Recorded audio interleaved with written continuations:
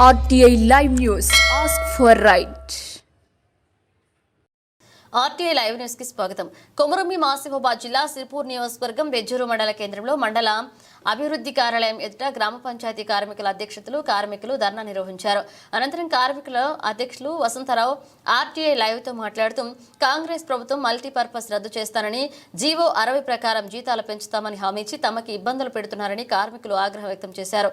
ఇప్పటికైనా ప్రభుత్వం మమ్మల్ని ప్రభుత్వ ఉద్యోగులుగా గుర్తించాలని, మల్టీపర్పస్ రద్దు చేయాలని, జీవో 60 ప్రకారం జీతాలు పెంచి 26,000 ఇవ్వాలని, మల్టీపర్పస్ రద్దు చేయాలని డిమాండ్ చేశారు. ఈ కార్యక్రమంలో 22 గ్రామ పంచాయతీల కారోబార్లు, కామాటిలు, పారిశుద్ధ్య కార్మికులు పాల్గొన్నారు.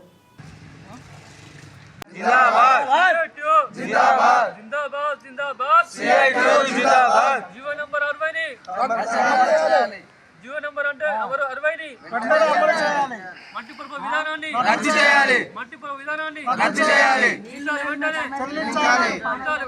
చెల్లించాలి.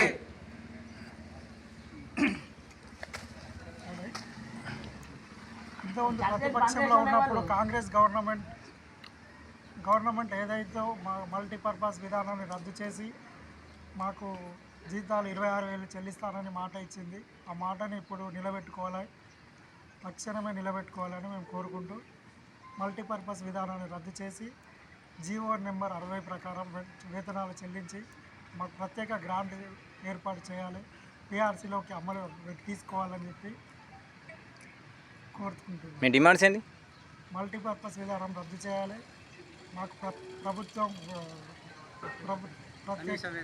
కనీస వేతనం 26,000 చెల్లించాలి, ప్రభుత్వ ఉద్యోగులుగా గుర్తించాలి, కనీస వేతనం 26,000 చెల్లించాలి.